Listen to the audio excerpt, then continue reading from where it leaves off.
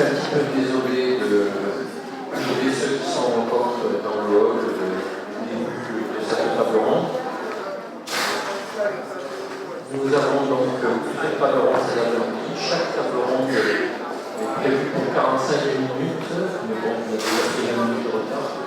Et donc, chaque table ronde s'organise dans son temps, avec les interventions des uns et des autres, les échanges entre les membres de la table, officielle de la table, et éventuellement donc avec la salle sur chacun des sujets, puisque donc on a donc, un sujet sur la santé mentale dans la communauté avec le Conseil de santé mentale, sur la coordination territoriale. On a un sujet sur la coopération sanitaire et médico-sociale dans le champ des addictions.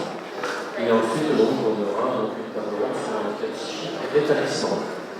Voilà, donc nous sommes honorés de la présence de Daniel, qui est donc le coordonnateur du GCS, Groupement de coopération sanitaire du centre collaborateur de l'OMS.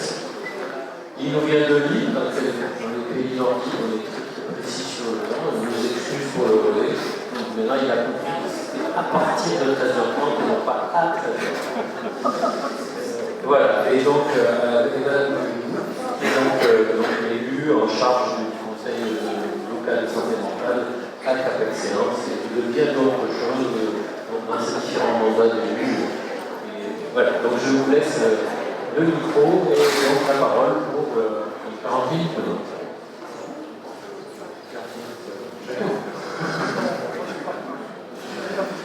Merci Victorino. Je remercie le PSN de groupe pour l'invitation. Vous dire, vous m'entendez pas? Vous m'entendez? Ça va comme ça? Ça va mieux? Ok. Donc, vous dire de où je vous parle. Je travaille pour le centre collaborateur de l'OMS pour la recherche et la prévention sanitaire, qui est l'un des 43 centres collaborateurs de l'OMS sur cette spécialité dans le monde. Le CCOMS, en gros, son objectif, c'est de décliner la politique de l'OMS sur le terrain, décliner la politique de l'OMS dans les services, parce que c'est vrai que les textes internationaux ont parfois tendance à être un peu déconnectés du terrain. Alors, sur la slide suivante, vous m'entendez? Ouais, c'est bon? Pas terrible. En fait, c'est le son assez allumé. Je sais pas, c'est ça. Ah, hélas, je ne vais pas pouvoir y remédier. Non, on n'a pas de définition. Bon. Alors, CCOMS, c'est le centre collaborateur de l'Organisation mondiale de la santé pour la recherche et la formation des santé mentale. Alors, plutôt que de vous faire la longue liste à l'après-mère des actions que l'on mène, je voulais plutôt commencer par les valeurs qui ont été validées par notre conseil scientifique et qui sont celles de notre action. En particulier, la question des droits et de la citoyenneté des personnes qui sont usagères des services de santé mentale. Alors ça se traduit chez nous par exemple par le programme Quality Rights, qui est un programme de l'OMS, qui décline la Convention internationale des droits des personnes handicapées de l'ONU.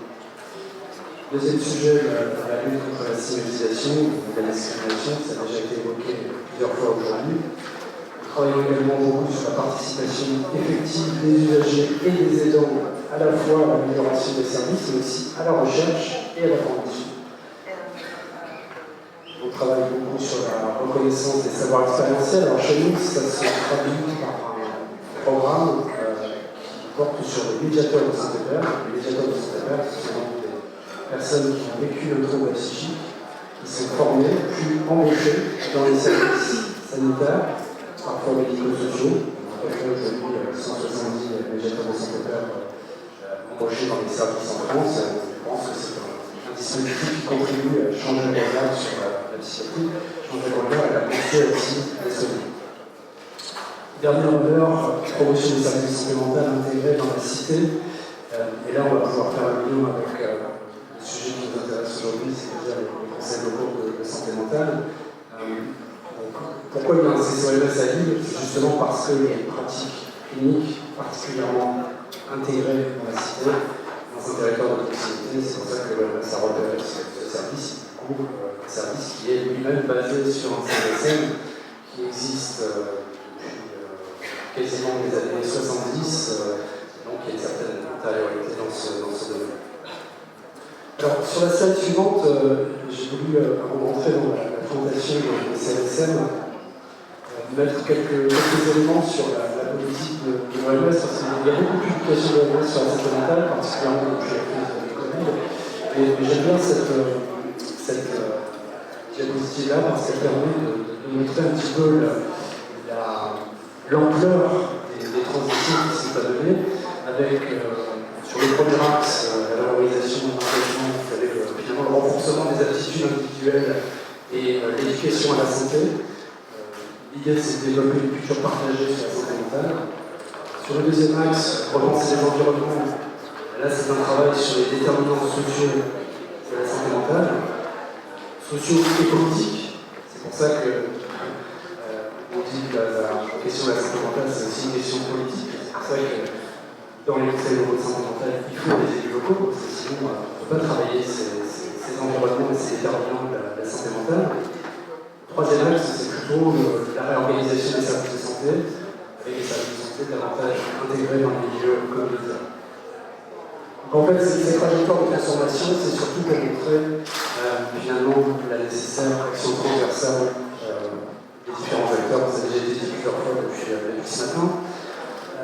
Sur la slide suivante, on a plutôt une illustration un petit peu de ce que sont ces déterminants de santé. Donc j'aime bien le montrer parce que ça permet de voir encore une fois l'ampleur des sujets et l'ampleur des acteurs qui sont mobilisés sur ces questions de santé mentale. Parce que finalement, quand on parle de promotion de la santé mentale, c'est ça, c'est une action sur ces déterminants de santé, à la fois les facteurs individuels, je ne vais pas vous les dire, vous avez la science et en tout cas, voilà, on est tous concernés par ces facteurs individuels, les facteurs sociaux et économiques, avec voilà, il y a aussi les accidents de la vie qui peuvent arriver à chacun, et puis les facteurs plus sociétaux, notamment effectivement cette question par exemple de l'éco-anxiété qui est beaucoup dans les populations jeunes et adolescentes, un exemple parmi d'autres sur ces déterminants de la santé mentale. Alors, une autre façon de présenter les choses, que j'aime bien aussi utiliser, qui est également issue du dernier rapport mondial de l'OMS de 2022. Finalement, ce schéma il montre comment la politique de santé mentale est pensée dans ses déclinaisons concrètes par l'OMS.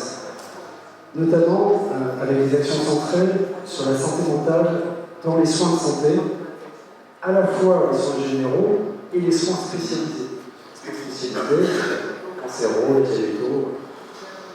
Donc c'est vrai que quand on entend la présentation magnifique CHU qu'on va avoir ici, on se dit que c'est un très bel équipement. Quand on pense avec le prisme OMS, on se dit que c'est quand même assez questionnant que la psychiatrie ne soit pas intégrée dans un projet comme celui-là, questionnant d'une façon douce de dire les choses.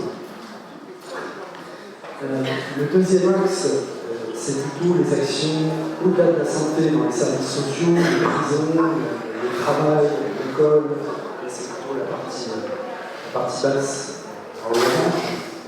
Et puis il y a quand même bien sûr l'action sur les services spécialisés avec les équipes mobiles, on a parlé juste avant le repas. Les équipes mobiles qui répondent à différents niveaux de besoins d'accompagnement. Le logement accompagné, un nombre de lits peu élevé. Alors, on en reparlera sans doute plus tard. Et aussi l'intégration de la péréquance. Encore une fois, pour le CCMS, ça passe par la péréquance professionnalisée. Alors, ça n'est pas la seule façon de faire la péréquance. La péréquance bénévole existe, sa place également, mais voilà, on pense aussi que la version professionnalisée. Alors, sur l'action du CCMS concernant les CLSM, on est Centre national de ressources et d'action pour les conseils locaux de santé mentale. Concrètement, ça veut dire qu'on est financé par l'État, pas beaucoup, pas assez, mais un peu d'argent de l'État pour pouvoir accompagner les acteurs locaux dans le déploiement des conseils locaux de santé mentale. Alors, ça passe par trois types de missions. D'abord, la sensibilisation à la démarche CLSM, un appui des collectivités et des acteurs locaux pour pouvoir les aider à développer ces conseils locaux de santé mentale. Deuxièmement, l'organisation d'événements, de l'appui méthodologique, va aussi s'occuper via le CNFPT par exemple de la formation des coordonnateurs de CLSM. Et enfin, toute la partie valorisation sur les événements locaux, les événements régionaux, et les événements internationaux.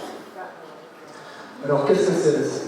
CLSM, c'est un outil de concertation et de coordination autour de la santé mentale d'un territoire. Pour qu'il y ait un CLSM, il faut au minimum qu'il y ait les élus locaux, alors l'élu local et municipal, l'élu intercommunal, ses représentants, il faut qu'il y ait la psychiatrie publique, il faut qu'il y ait les représentants des usagers, il faut qu'il y ait les représentants des élus. S'il y a un de ces quatre facteurs qui est absent, ce n'est pas un CLSM. Alors évidemment, la liste est loin d'être définitive, puisque il y a beaucoup d'autres acteurs qui peuvent être associés au CLSM. Et donc on va revenir sur notre idée que l'objectif principal de cet outil, c'est de faire de la prévention des troubles psychiques et de la promotion de la santé mentale. Je vous montre un petit peu avant la vision OMS, parce que finalement c'est assez cohérent le CLSM comme outil pour mettre en place cette politique. Alors la scène est un petit peu lourde, je m'en excuse, mais juste pour rappeler qu'il n'y a pas beaucoup de cadre légal pour le CLSM, il y a quand même une instruction du ministère de la Santé aux ARS qui précise que les conseils locaux de santé mentale peuvent être associés à l'élaboration du diagnostic partagé, du PTSM, et qui sont aussi en articulation avec les contrats locaux de santé, le volet santé mentale finalement, et les contrats locaux de santé. Parce que sur la sémantique, c'est un conseil local de santé mentale, c'est pas un contrat local de santé mentale. Par contre, c'est un contrat de vie. La différence entre contrat et conseil, c'est aussi les financements. Concrètement, le contrat local de santé reçoit des financements que le CLSM n'a pas. Ça veut dire que le CLSM va vraiment s'articuler avec ce CLS et va aussi être l'expression de la volonté des acteurs locaux de s'investir, notamment des élus, s'investir sur ces sujets-là. La plupart de ces élus-là, dans les communes, dans les intercommunalités, la santé mentale, ça n'est pas une compétence. Quand on dit que ça n'est pas une compétence, ça veut dire qu'il n'y a pas de financement. Je pense qu'on contrôle les liens, mais je pense que c'est ça que ça veut dire. Je signale aussi la volonté exprimée de plusieurs associations nationales d'élus, notamment l'AMF, qui est quand même la plus grosse, en surveille l'intercommunalité, enfin vous avez la liste. Lors de l'appel de Nantes en 2012, ces associations d'élus ont voulu vraiment indiquer qu'elles étaient favorables à la promotion politique volontariste et ambitieuse en matière de santé mentale, mais aussi à la deuxième partie, en s'appuyant sur des financements dédiés. J'y reviendrai un petit peu après. Alors, plus récemment, de l'actualité, vous avez vu l'état des lieux des PTSM, des projets territoriaux de santé mentale, qui a été fait publié la semaine dernière, dans lequel les CLS et CLSM sont repris également, non seulement pour souligner leur complémentarité, mais aussi pour peut-être sillonner leur spécificité en termes de travail sur les déterminants de santé, revient à nouveau les déterminants de santé, l'information de population générale, notamment les cibles, plein dedans, et aussi ce qu'on appelle les cellules de cas complexes. Alors, un CLSM, lutte contre la stigmatisation, promotion de la santé mentale, prévention des troubles psychiques, travail sur l'insertion sociale, l'autonomie et la pleine citoyenneté des personnes, et faciliter l'accès aux soins et la continuité des soins.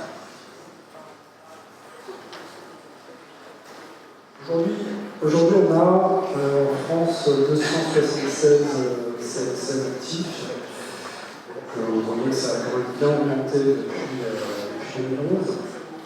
Ça correspond à peu près à 1 million d'habitants. Sur les caractéristiques des territoires, la plupart des CLSM sont à une échelle communale. Il faut noter que l'échelon intercommunal est en plein développement, particulièrement depuis 3 ans.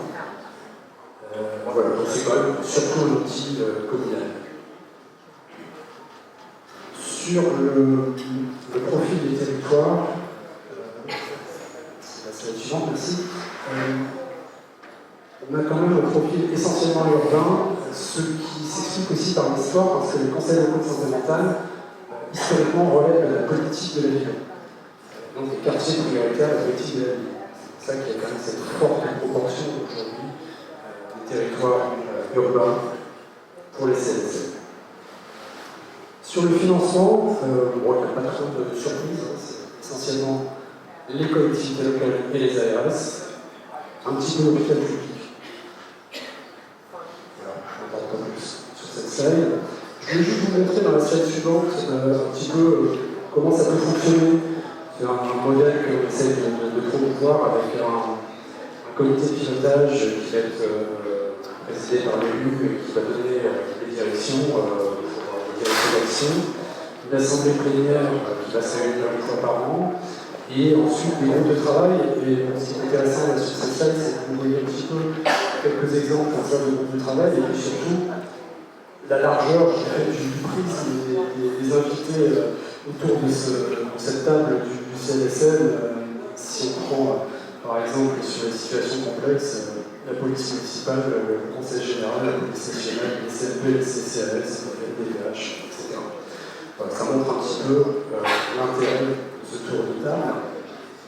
Sur les thématiques, je ne vais pas trop m'étendre, si ce n'est pour vous montrer que, vous verrez ça dans le dernier état des lieux de CLSM qu'on a publié en 2023, une grande diversité de sujets d'action, avec quand même beaucoup de choses sur le logement. Vous savez, on a entendu quelques excellents c'est vrai que le logement, ça reste quand même une des problématiques majeures des CLSM, mais aussi ça peut être à la fois les addictions, le travail sur les adolescents, les enfants, la parentalité, la lutte contre la précarité. Voilà, il y a vraiment une grande profondeur de sujets qui sont traités aujourd'hui par les CLSM.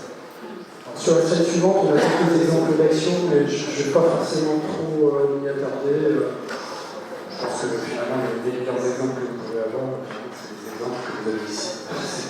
C'est peut-être les plus parlants pour vous.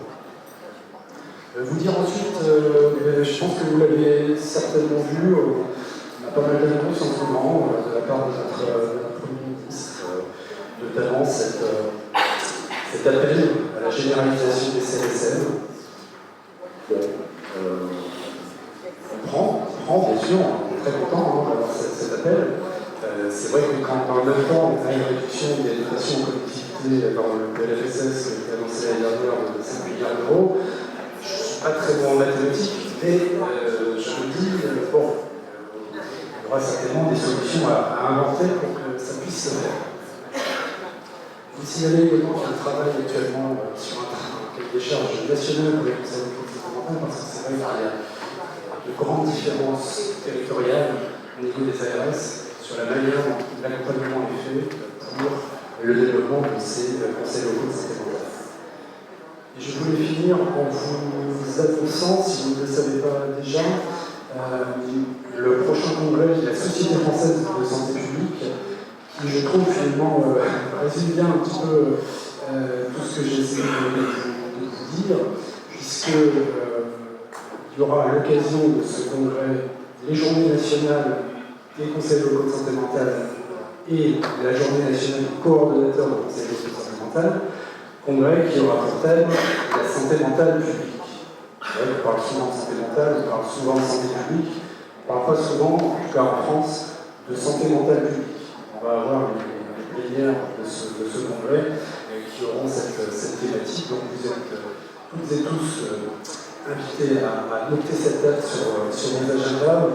Vous serez les bienvenus à Lille, vous serez bien reçus, vous aurez de la bonne bière à boire avec modération, bien évidemment, et vous aurez également de différentes spécialités culinaires que vous mangerez, je dirais, avec ou sans modération, à vos risques et périls, je pense au maroilles en particulier.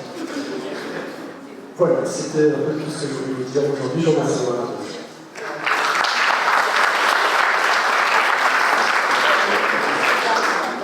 Merci.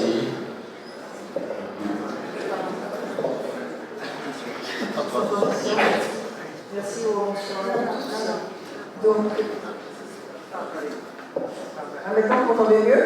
Oui, ça va bien. Je disais bonsoir à tous, mon ami Logo, donc je suis vice-présidente de Cap Excellence, en charge de la commission affaires sociales, santé, insertion, prévention de la délinquance et affaires sociales. Donc je vais juste parler du contrat local de santé mentale de Cap Excellence et vous expliquer très rapidement comment nous sommes arrivés à mettre en place ce contrat local de santé mentale et qu'est-ce que nous mettons dedans en priorité. Donc depuis ce matin, on a déjà parlé de certains nombres de projets, notamment le logement. Je vais quand même faire la genèse de ce contrat local de santé mentale, parce que je sais qu'en Guadeloupe, nous avons d'autres EPCI qui souhaiteraient bien mettre en place le contrat local de santé mentale, qui, me semble-t-il, sur le territoire de la Guadeloupe, devait nécessiter par rapport aux problématiques que nous avons sur notre territoire. Donc, notre politique locale de santé a pris naissance en 2013 avec le volet santé du contrat de ville dans le cadre de la compétence politique de la ville. Nous sommes donc engagés à travers l'animation de cette politique dans 3 dispositifs dédiés. Le contrat local de santé, qui est un dispositif cadre qui impacte l'ensemble du territoire de la Cap Excellence en partenariat avec l'ARS, les 3 villes, membres, donc la ville des Marocains, le conseil départemental. Le conseil local en santé mentale, qui est une fiche action du contrat local de santé, qui concerne exclusivement la santé mentale, et l'atelier santé-ville, l'ASV, plus communément appelé, qui est le volet santé du contrat de ville, qui nous permet d'agir au cœur des quartiers prioritaires de Cap Excellence. Et sur le droit commun, la commission dont je vais vous en parler, nous avons fait le choix de prioriser la santé mentale et la lutte contre les grandes exclusions. Alors, pour revenir rapidement sur la genèse, en 2014, un diagnostic de santé a été réalisé, faisant apparaître les déterminants de santé et les besoins des habitants sur le territoire intercommunal. Nous nous sommes dotés donc alors de cet outil de développement et d'animation territoriale qu'est le contrat local de santé et qui s'inscrit dans le plan régional de santé, le PRS, porté donc par l'ARS. Au fil des temps et des discussions partenariales avec vos partenaires, c'est inscrit la nécessité de poser la santé mentale comme une priorité et la création du conseil local en santé mentale comme une évidence. Il faut dire que sur le territoire de Cap Excellence, les enjeux de santé mentale sont forts et revêtent des formes différentes. Phénomènes d'errance avec des troubles psychiques, phénomènes d'addiction, troubles de la tranquillité publique et du voisinage, syndrome de Diogène et les autres. Donc de manière opérationnelle, la politique de santé déployée sur le territoire de Cap Excellence s'appuie sur une étroite collaboration avec les institutions, les professionnels de santé, les associations de quartier, les centres communaux d'action sociale, les centres sociaux et les établissements de vie sociale au travers d'un plan d'action en prévention et en promotion de la santé. Les thématiques prioritaires sont donc la nutrition, la prévention des maladies chroniques, l'accès aux droits et aux soins des publics les plus éloignés du système de santé. Sous le volet santé mentale, l'action a été mise l'an dernier sur l'accompagnement du public jeune par des actions d'information et de prévention de conduite addictive et le développement des compétences psychosociales sur tous les styles de soins. Madame Fort vous en parlera plus tard. D'autres programmes sont en cours de conception pour aller vers le public avec ce que nous appellerons des disposés, des réunions d'information, des villages. Nous avons aussi l'accent sur la formation au premier secours en santé mentale à des acteurs dits de première ligne, les bailleurs, les enseignants, les encadrants scolaires, les travailleurs sociaux, les forces de sécurité, les commerçants, les conseillers citoyens pour la politique de la ville et les habitants. C'est une priorité pour nous parce que nous estimons qu'il est nécessaire que cette formation soit faite au niveau de notre population et nous poursuivrons de manière très forte cette action sur l'année 2024, 2025 et certainement après dans les années à venir. Comme nous sommes là pour l'instant juste en 2026, donc nous pourrons parler juste en 2026, mais je poursuivrai et j'insisterai pour que cette formation de premier secours en santé mentale puisse prendre du sens sur le territoire de la Guadeloupe. Sur le territoire de Cap Excellence, déjà en priorité, mais je pense que mes collègues des autres PCI nous suivront et ce sera une bonne chose pour la Guadeloupe. Enfin, la question de la santé mentale des habitants dans le logement fait l'objet de projets innovants et expérimentaux avec l'Association guadeloupéenne du logement social, la GLS, comme porteur de projet, l'établissement public en santé mentale pour la partie équipe mobile en psychiatrie et le CNSM de Cap Excellence comme coordonnateur.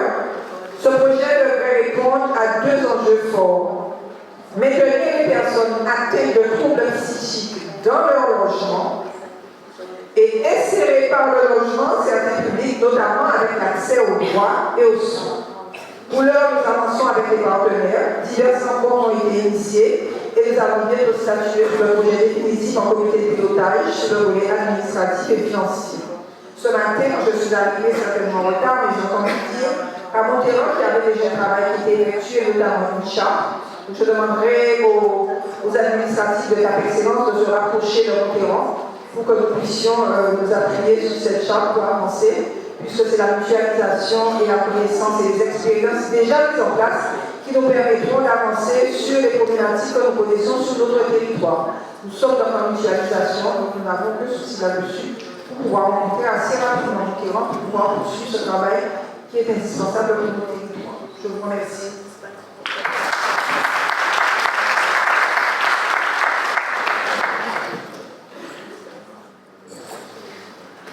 Très naturellement, je vais poursuivre par une présentation opérationnelle du CNSM. Vous dire que le CNSM est donc entré dans sa phase opérationnelle en 2018, la même année que la mise en place de l'EPSM. L'EPSM qui est donc la nouvelle organisation de la psychiatrie publique.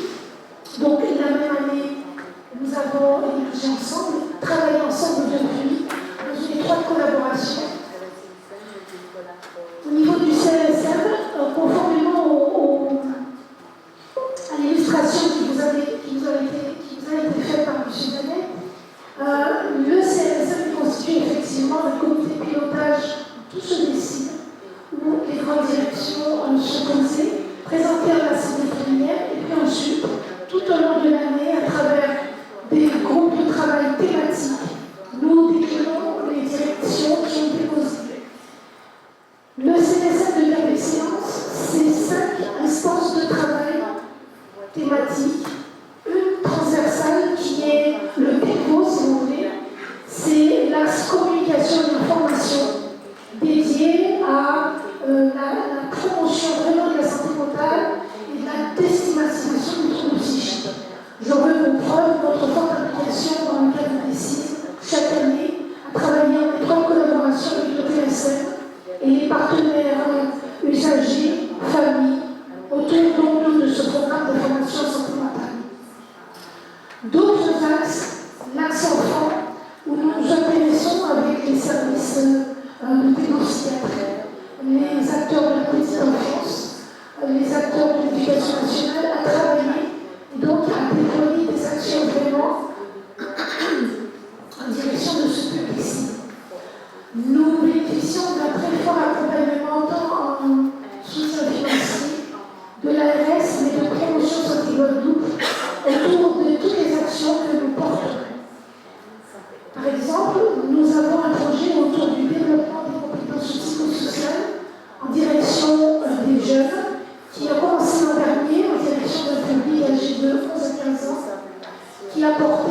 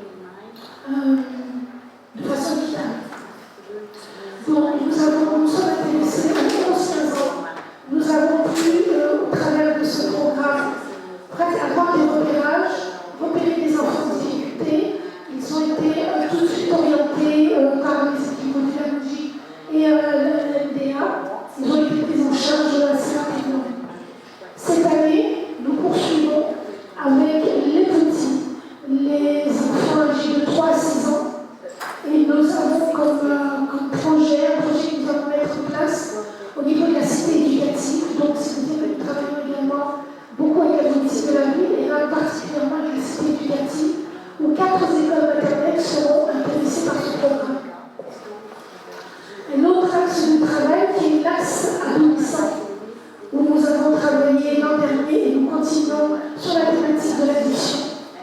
Nous comptons également nous rapprocher et travailler étroitement avec le 31-14 de cette année pour mettre en place des actions de prévention du suicide.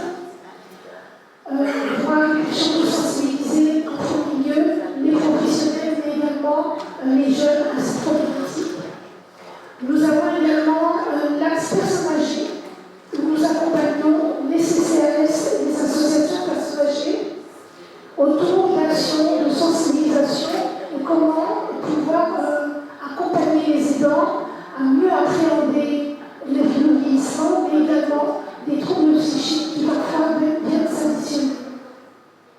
Et puis enfin, le dernier axe, qui est l'axe mère-enfant, où il est important que nous puissions travailler, nous commençons tout juste à travailler un petit peu sur la parentalité pour accompagner justement les familles qui sont souvent monoparentales, à les accompagner à mieux appréhender pour certains la santé mentale de leurs enfants, mais également parfois des parents qui sont en situation difficile. Tout cela pour vous dire que c'est un conseil local en santé mentale qui est très actif, qui est très impliqué. De 2019 à 2022, la situation sanitaire nous a lourdement impacté, mais il n'a pas empêché que malgré cette problématique, nous continuons à sensibiliser. Nous avons effectivement réduit nos actions à de la sensibilisation. On a innové les Ticosés en visioconférence. Voilà. C'est un schéma, je vous l'avoue, qui a été un exercice particulier, mais nous sommes très vite revenus au contact humain où les gens ont besoin de se rencontrer pour échanger sur la thématique de la sécurité. Le CLSM, c'est une très forte mobilisation des partenaires autour des thématiques prioritaires que sont les RANS. Les RANS sur le territoire de Cap Excellence, comme l'a souligné Mme Biroux, est une problématique très importante. Et c'est au niveau du CLSM, et le point de départ a été au niveau de l'atelier santé-vie de Cap Excellence qui a démarré les instances de travail. Je regarde l'équipe mobile qui est un acteur très, très impliqué sur le volet de la précarité, l'accompagnement de ceux qui vivent en difficulté, en urgence donc. Nous avons les partenaires qui sont mobilisés autour de la problématique du logement. Nous avons échangé ce matin. Ça demeure également un sujet très important. Les addictions, les adolescents, donc, et la communication. Au-delà de ces thématiques prioritaires, le CLSM a également pour mission d'accompagner tous les porteurs de projets, par exemple dans le cadre de la pédagogie du contrat de vie, qui émergent sur la thématique santé mentale. Donc le CLSM nous accompagne vraiment tant dans l'ingénierie, la méthodologie de projet, avec bien sûr promotion santé Guadeloupe, mais nous les accompagnons à pouvoir répondre vraiment à des problématiques qui se posent sur le territoire de l'excellence.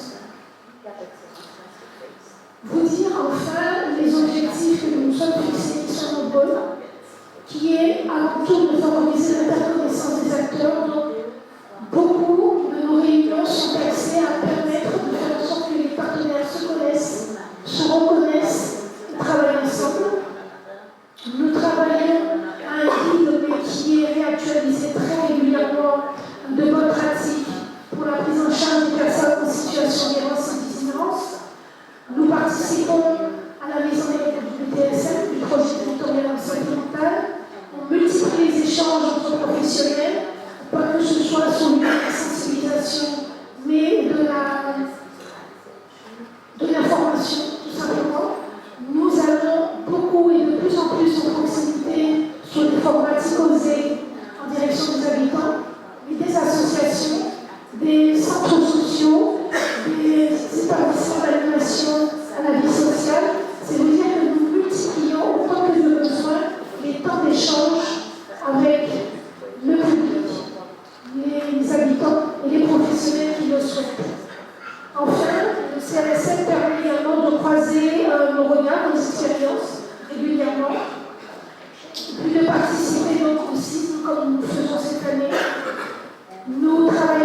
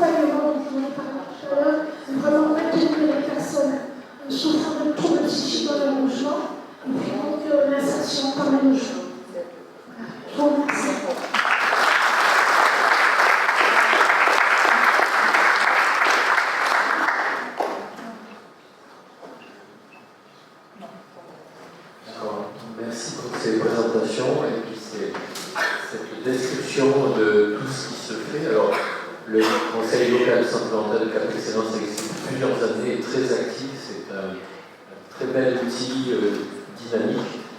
Alors c'est moi, j'ai une question, enfin, je veux dire, est-ce que vous êtes en voie de contamination, de convaincre les autres EPCI, puisque, où en est-on? Alors on a bien compris, hein, les conseils locaux de santé mentale doivent être intégrés aux contrats locaux de santé, et donc il faut que les collectivités signent des contrats avec l'ARS, qui est capable de financer, à ma connaissance, une partie des coordonnateurs. Donc, où en est-on des CLS?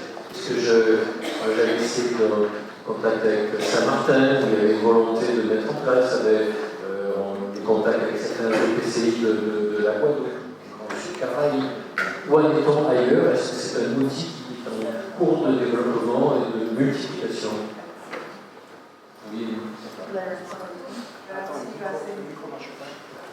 Ah, il ne marche pas ce micro-là.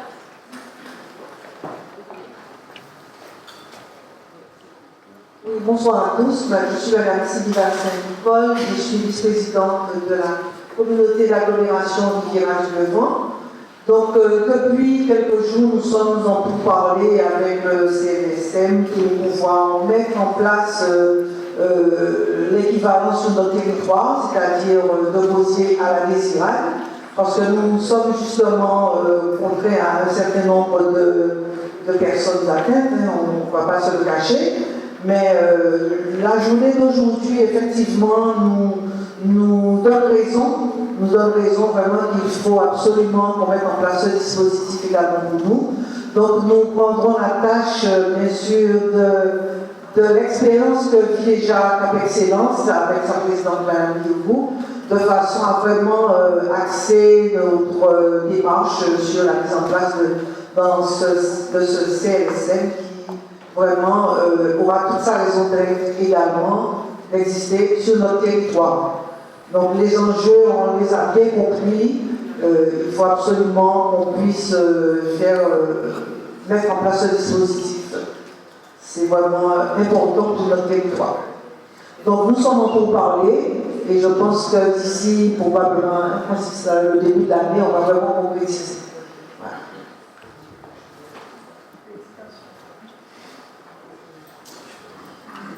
Bonsoir à tous, Philippe Morvan, vice-président de la communauté d'agglo du Nord-Bastère, président de la commission politique de la ville.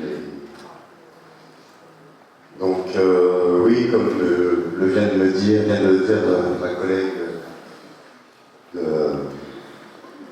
de la CAR, on ne peut être qu'intéressé et avoir l'envie de suivre la voie de Cap Excellence. Surtout que depuis ce matin, j'ai entendu, alors j'avoue qu'il y a beaucoup de choses pour moi qui sont nouvelles, il y a beaucoup de choses qui ont été dites par des techniciens, qui malgré tout, j'ai réussi à comprendre quand même. Et forcément, on ne peut qu'avoir l'envie d'aller poursuivre ce que fait Cap Excellence. Le rôle d'un élu, c'est d'être à l'écoute de ses administrés et d'œuvrer, travailler pour le meilleur, pour le bien-être, pour le bon fonctionnement de la collectivité.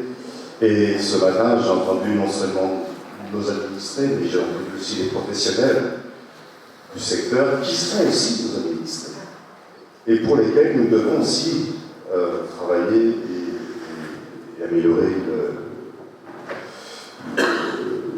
les outils qu'ils ont et qu'ils pourraient ou qu'ils nous demandent.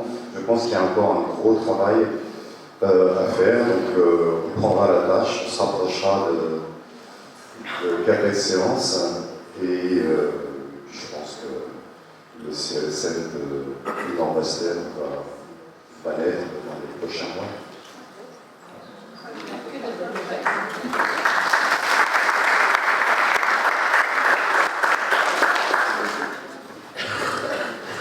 Bonsoir à tous, Nadia Daniré, directrice cohésion sociale et économique au sein de la communauté d'agglomération du Nord-Volontaire. Avant toute chose, je tiens à vous présenter les excuses et vous demander d'accepter les excuses de la vice-présidente en charge des solidarités, Mme Sheila Rampa, qui est en touché aujourd'hui. La question de la santé mentale a toujours intéresser les élus de la communauté. C'est vrai que, de manière générale, et c'est vrai qu'en 2017, 2018, le contrat local de santé a été signé avec l'ARS. Cependant, pour diverses raisons que je vais exposer ici, notamment financières, on a mis en stand-by le contrat local de santé et on a donné la priorité à l'emploi, à l'insertion et l'accès au marché du travail des publics du territoire, puisqu'il y a un effectif assez conséquent de chômage sur le territoire. Pour ce qui concerne le contrat local de santé mentale, nous sommes aux prémices de la mise en place de ce dispositif, je parle du dispositif, et nous avons déjà eu des échanges avec le PSM. Les élus de la communauté ont bien appréhendé cette politique publique dans la mesure où, lors d'un conseil des exécutifs où l'ensemble des maires étaient réunis, Mme Chigaï a présenté le PSM, ses missions, son rôle et sa pertinence pour un territoire comme le nôtre. Nous avons profité de la présence des étudiants du Pérou pour faire un pré-diagnostic du territoire. Il a été établi qu'il y a un certain nombre de structures, d'acteurs sur le territoire, cependant, qui ne travaillent pas ensemble, qui se déconnaissent, et la réalité, c'est qu'il y a une rupture de soins, une rupture de parcours de soins pour certains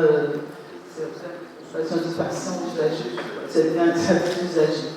Il n'en reste pas moins que nous allons poursuivre le travail. Normalement, lors du conseil communautaire du mois de novembre, les élus vont délibérer à ce sujet-là. Et il est convenu pour l'heure qu'il y ait un animateur, une personne, je veux dire un agent, je ne sais plus comment on va appeler cet animateur, coordinateur, qui va poursuivre le travail de diagnostic qui a été réalisé. Il va surtout faire une préconisation de plan d'action pour permettre aux élus de prendre les décisions qui s'imposent. Bien évidemment, nous allons prendre la tâche de cap excellence qui a cette expérience. Et on ne va pas se cacher et donc pouvoir faire rapidement sans contact. Voilà, merci.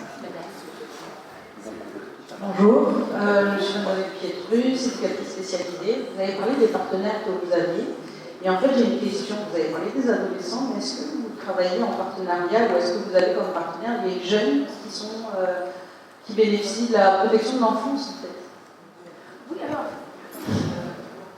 c'est vrai que les partenaires privilégiés que nous avons au niveau du CNSM, c'est l'éducation nationale, c'est le volet, l'équipe EMADO, voilà. Ce sont ces partenaires-là. Toutefois, le CNSM continue à faire la connaissance d'acteurs sur le territoire qui, de près ou de loin, sont vraiment sensibles à cette problématique de santé mentale et ils sont les bienvenus. Alors, je n'ai pas la prétention de connaître la cartographie de tous les professionnels. Je me fais une joie toujours de les accueillir et de les insérer au niveau du CNSM pour qu'ensemble nous puissions travailler. Donc, oui, c'est une invitation. C'est venir à votre rencontre. Absolument. Très bien, merci.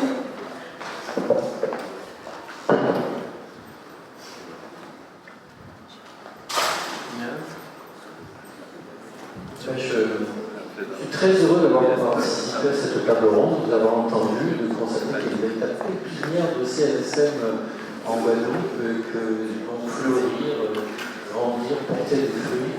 Ce sont des outils essentiels de la démocratie sanitaire, de la déstigmatisation, de la construction d'une culture commune, d'une politique en matière de santé mentale, au sens noble de la politique faite avec les citoyens et avec les représentants des citoyens.